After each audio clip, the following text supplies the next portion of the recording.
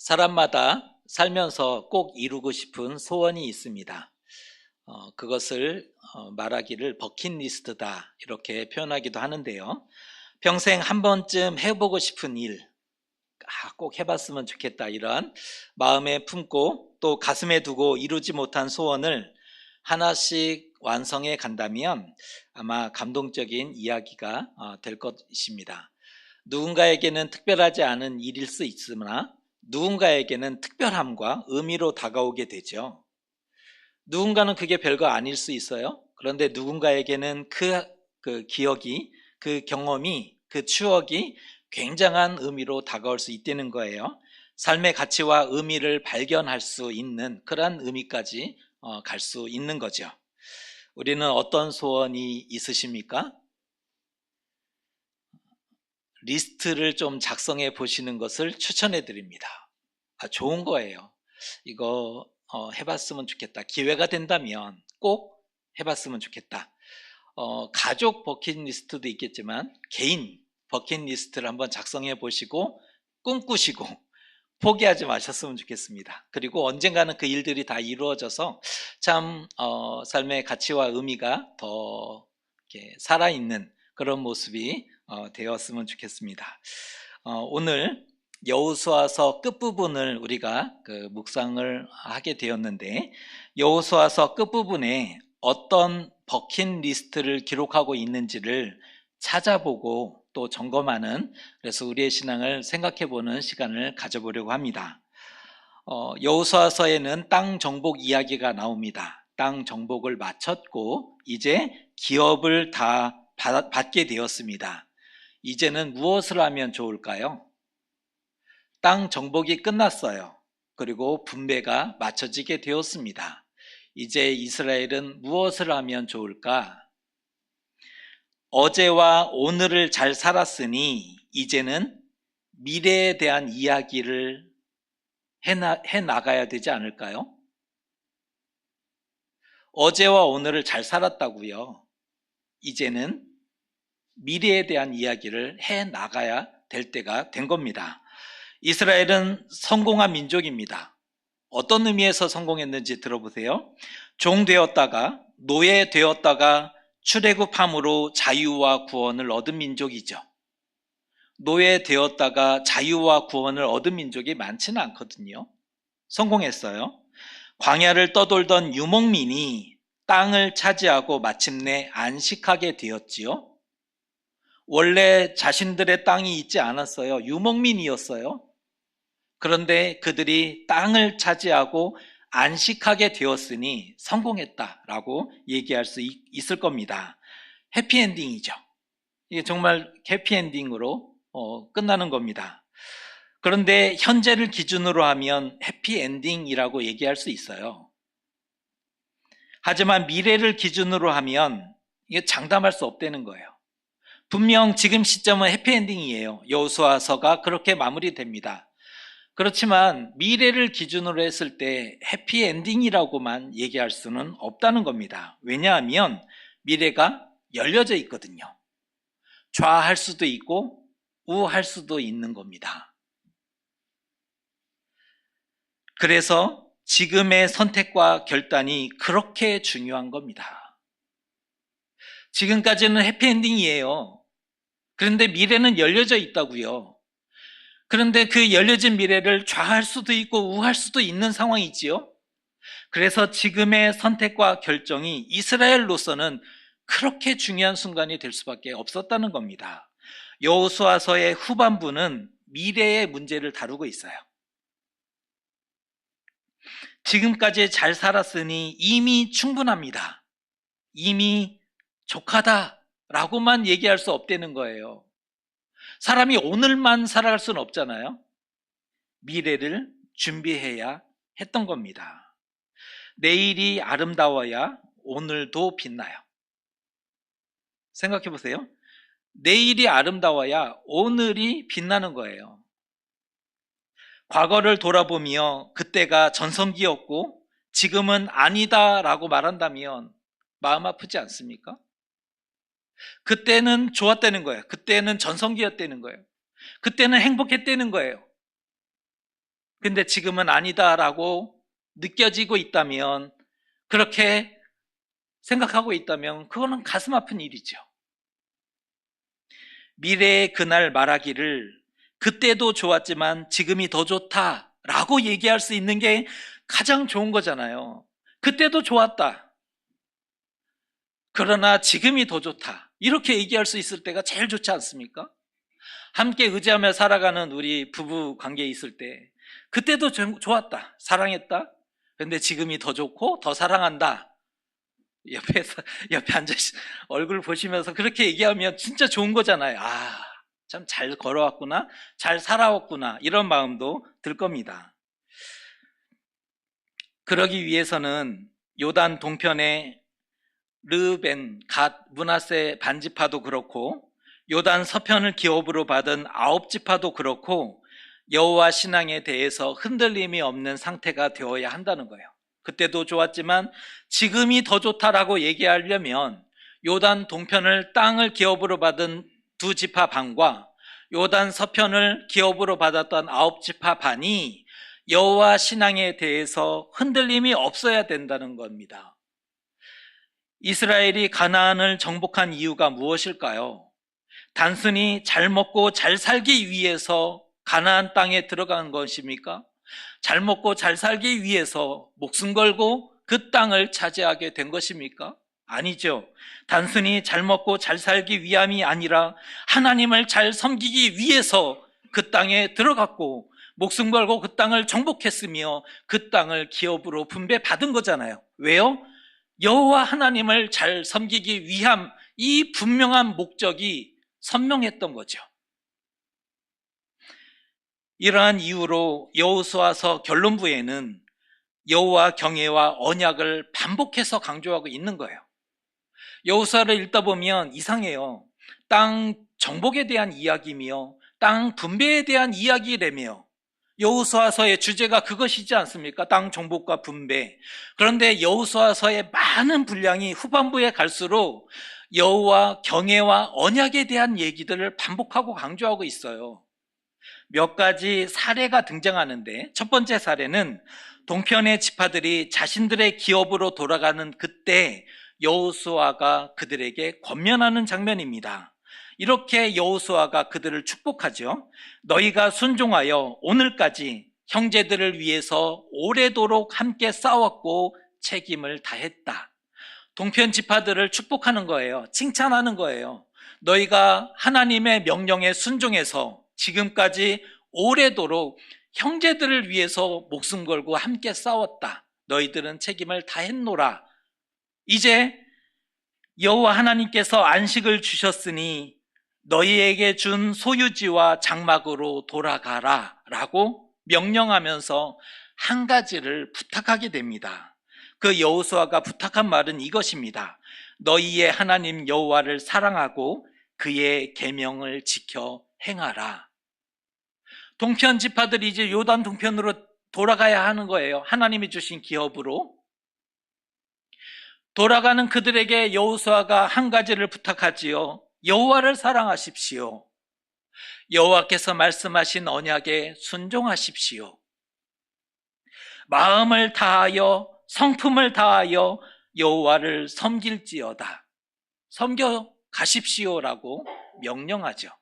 이 얘기는 여호와 경외와 언약에 대한 얘기를 다시 한번 되짚고 있는 거예요. 가장 중요하기 때문에 돌아가는 그들에게 여호와 경외와 언약을 다시 한번 되새겨주고 있는 장면입니다. 두 번째 사례가 등장하는데, 2지파 반이 요단 동편으로 건너가는 그 과정에서 요단 강가에 이르자 그들은 큰 제단을 만들었다는 거예요. 그 소식을 듣고 온 이스라엘이 깜짝 놀랍니다. 며칠이나 됐다고. 하루도 지나지 않아서 그들이 요단 강가에 이르러 큰 제단을 쌓아 놓았던 겁니다. 이를 어찌하면 좋을꼬? 그들의 반응입니다. 온 이스라엘이 이를 어찌하면 좋을꼬? 그것은 승인되지 않은 단이었기 때문입니다. 허락되지 않은 단을 2지파 반에 쌓아 버린 겁니다. 만일 그들이 하나님을 배역하고 우상에게 헛되이 제사하게 된다면 온 이스라엘이 멸망할 수 있는 위기를 맞이하게 되는 거죠. 앞서 여리고에서 하나님의 것을 취했다가 아간 한 사람만 죽임을 당했습니까? 아니죠. 여리고 정복 과정에서 범죄한 것은 한 사람이었지만 아간 한 사람만 죽임을 당했는가? 아니죠. 그의 죄악으로 멸망한 자가 그 한 사람만이 아니었다는 거죠. 하나님의 진노로 인해서 이스라엘 전체는 아이성 정복 과정에서 패배합니다. 너무나 많은 사람들이 죽게 돼요. 그리고 아간의 온 가족이 죽임을 당하게 되죠. 아간 한 사람이 범죄하였지만 이스라엘은 전쟁에서 패배하게 되었고 아간의 온 가족이 죽임을 당하는 안타까운 일들이 찾아오게 되었어요. 일부의 죄가 모든 사람에게 영향을 미치게 되었던 겁니다. 마찬가지로 오늘 세 지파가 행한 죄로 인해서 두 지파 반이 행했던 죄로 인해서 온 땅에 온 이스라엘의 진노가 임하게 될 것은 불보듯 뻔한 것 아니겠습니까? 이건 위기인 거예요. 큰 사건인 거예요. 이에 급히 대표를 파견해서 확인하는 과정을 거치죠. 이것도 잘한 거예요.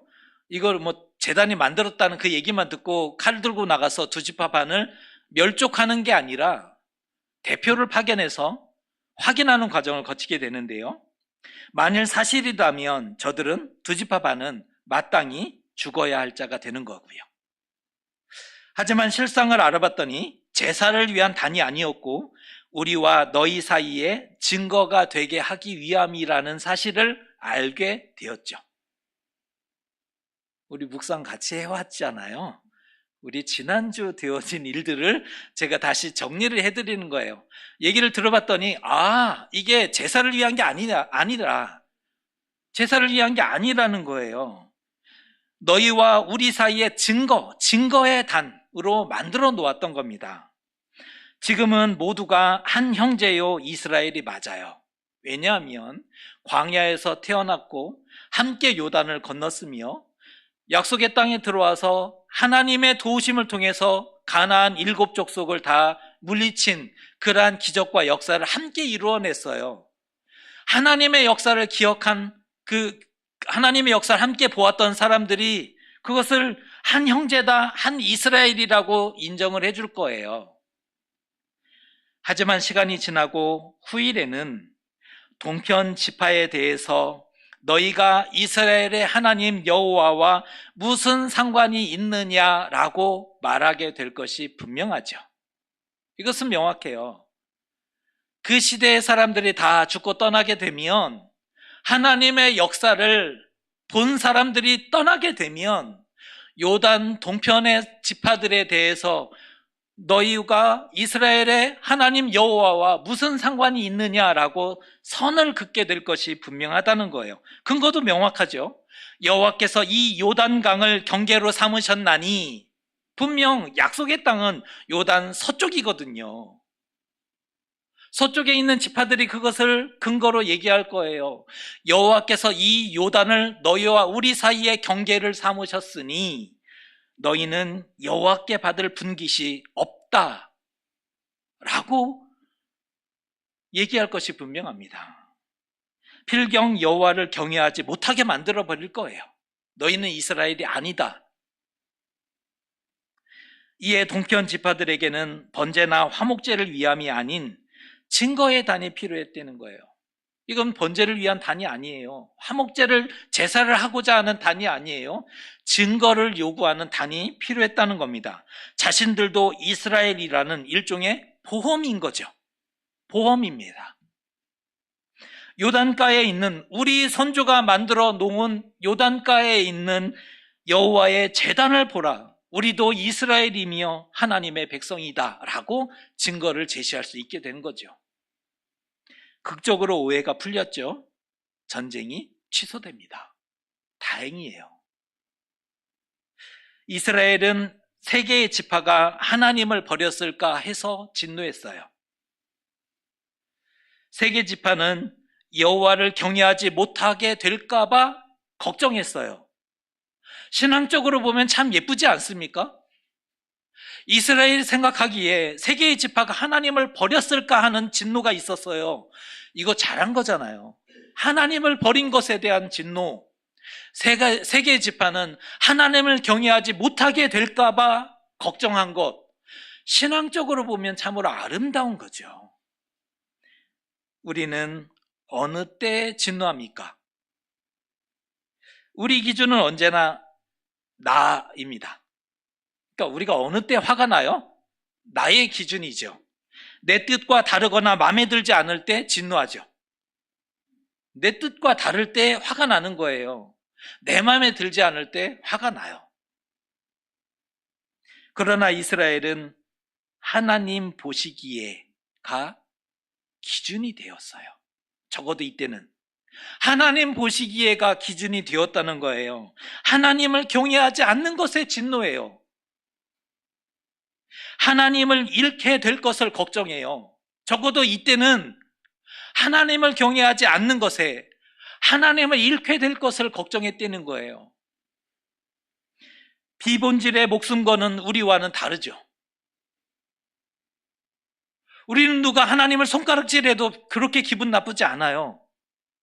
화가 나지 않아요. 그러나 나를 향해 손가락질할 때는 화가 나죠. 밤에 잠을 못 자요. 하나님을 향해 손가락질했다고 그게 막 화가 나서 너무 억울하고 분해서 밤에 잠을 자지 못했다. 그런 얘기를 들어보지 못했어요. 그런데 우리는 분명하죠. 나에 대해서, 나의 행동에 대해서, 나의 말에 대해서 누군가 비난했을 때 화가 나고요. 밤에 잠이 오지 않더라고요. 비본질의 목숨 거는 우리와는 달리 이스라엘은 적어도 이때 당시 하나님 보시기에를 기준으로 삼은 그런 사람들입니다. 여호와 경외와 언약을 소유했다면, 쉽게 얘기해서 우리 안에 하나님을 사랑하는 마음이 있다면, 여기에 담겨 있다면, 그것이 담겨 있다면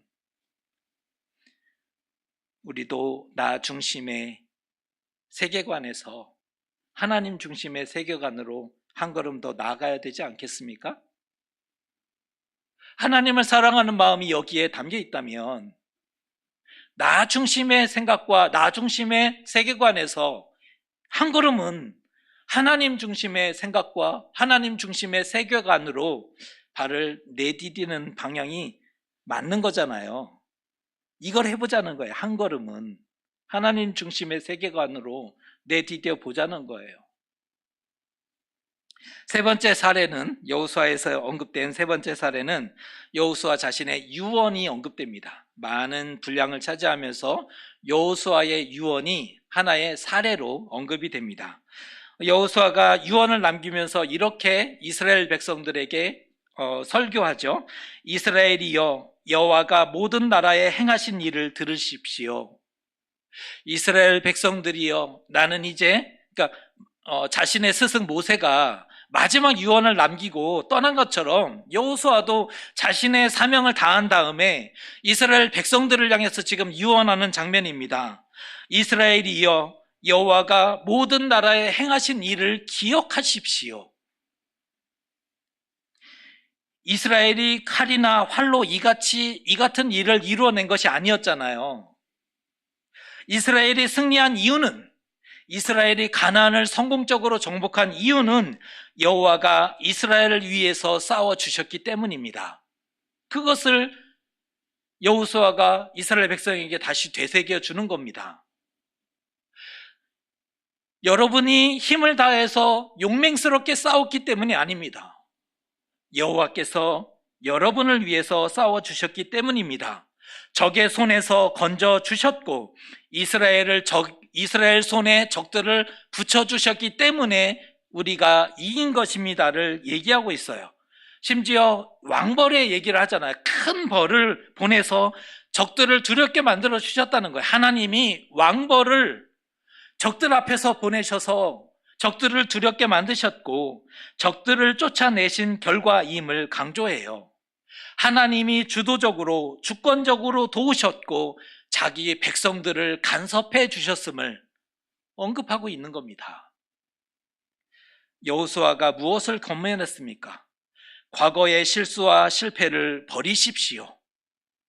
이스라엘이 광야를 살아갈 때 실패했거든요. 넘어졌거든요. 우상을 정말 좋아 보여서 따라가기도 했거든요. 지금 여호수아가 다시 한번 백성들을 향해서 얘기를 하는 거예요. 유언을 남기는 거예요. 과거의 실수와 실패를 버리십시오. 하나님을 섬기셔야 합니다. 가나안의 우상과 악행을 따라가지 마십시오. 이스라엘이여, 가나안의 우상을 따라가지 마십시오. 그들을 가까이 하지 말고 하나님을 섬겨 가십시오. 그러면서 그 유명한 신앙 고백이 오늘 우리가 읽었던 본문에 포함되어 있죠. 너희가 섬길 자를 오늘 택하십시오. 오직 나와 내 집은 여호와를 섬기겠습니다. 라는 이 신앙 고백을 담아내고 있는 겁니다. 여호와 신앙은 여호수아가 이스라엘에게 선물하고 싶었던 유산입니다. 유언이죠. 우리가 남기고 싶은 유산과 같으세요? 여호수아가 이스라엘 백성들에게 남기고 싶었던 유산이 있잖아요. 우리는 들었죠? 우리가 남기고 싶은 유산과 같은가? 신앙의 유산을 남겨야죠. 다른 좋은 것도 많이 있어요. 필요할 거예요. 그 유산으로 남기셔야 해요. 그런데 신앙의 유산은 빼앗기지 말아야 될 거예요. 어찌하든지 최우선으로 우리는 다음 세대를 도와야 합니다. 이 시대를 살아가는 그리스도인의 사명은 다음 세대를 준비하는 겁니다. 함께. 가까이는 자녀 세대의 신앙을 도와야 한다는 거예요. 삶이 바빠요. 현대인들의 삶은 바빠요. 삶의 패턴이 예전 농경시대와는 많이 다르죠. 알아요. 그러나 이 시대를 살아가는 그리스도인의 사명은 다음 세대를 준비하는 것이 우리에게 주어진 사명이라는 거예요. 가까이는 자녀 세대를 준비해야 하고 자녀 세대의 신앙을 도와줘야 된다는 거예요. 여호수아의 유산은 세겜 언약으로 승화되는데요. 이게 연결돼요. 여호수아의 유언이 세겜 언약으로 이렇게 열매를 맺는데 세겜 언약으로 승화되는데 그 결정적인 장면이 24장 25절입니다. 읽어드립니다. 그 날에 여호수아가 세겜에서 백성과 더불어 언약을 맺고 그들을 위하여 율례와 법도를 제정하였더라. 아멘. 출애굽과 땅 정복에 대한 종지부를 찍기 위함인데 지금 이 장면이 세겜 언약의 장면은 출애굽의 종지부예요. 땅 정복과 땅 분배의 종지부예요. 종지부가 찍히고 오늘 이후로는 다음 세대, 다른 미래의 시간을 살아가야 된다는 거예요. 이게 굉장히 중요한 의미의 세겜 언약이죠. 이스라엘이 행하던 이전의 관행을 버리고 이방 신들을 치워버리고 마음을 여호와께로 향하는 언약 갱신이 필요했던 이유입니다. 종지부를 찍고 미래의 시간을 걸어가야 하기 때문인 거죠. 이에 이스라엘 백성들이 이렇게 다짐합니다. 우리 하나님 여호와를 섬기고 그의 목소리를 청종하겠습니다 라고 약속을 해요. 다행히 백성들이 어떤 반응을 했냐면 우리 하나님 여호와를 우리가 섬겨가겠습니다 라고 약속한다는 거예요.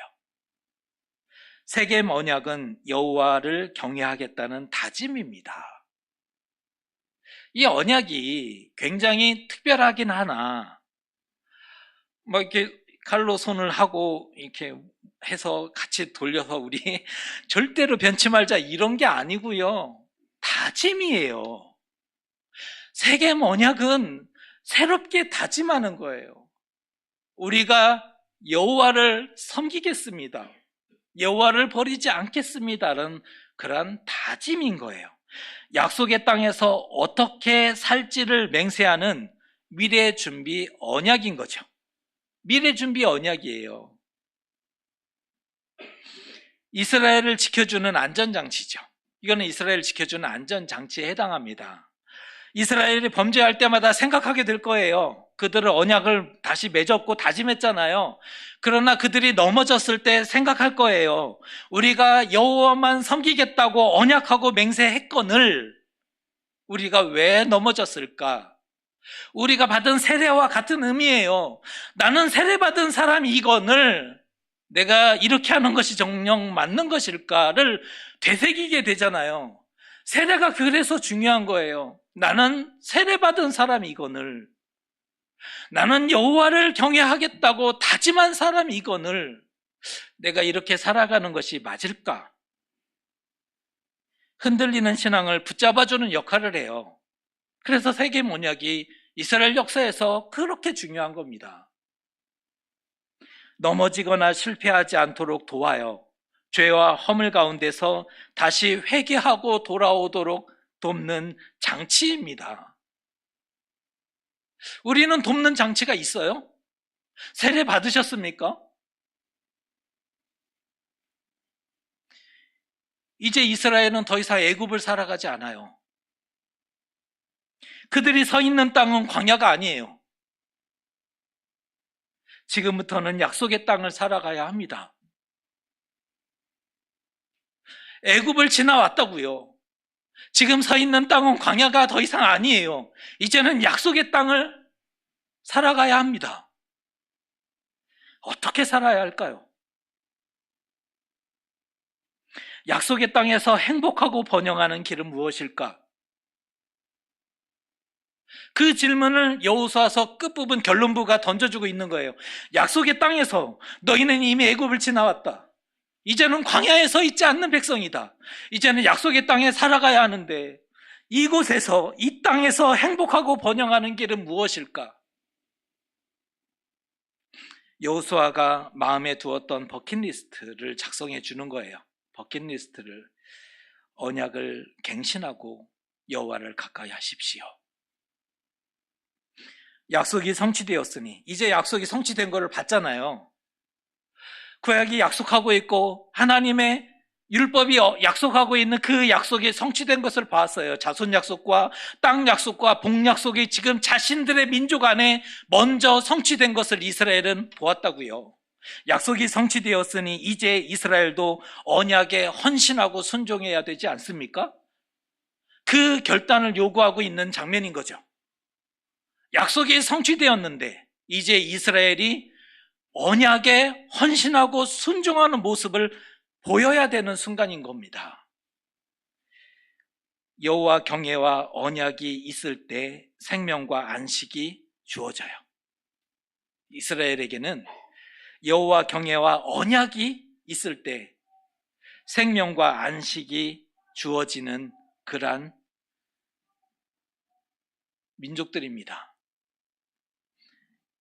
인생에서 언약이 중요한 순간은 언제였을까요?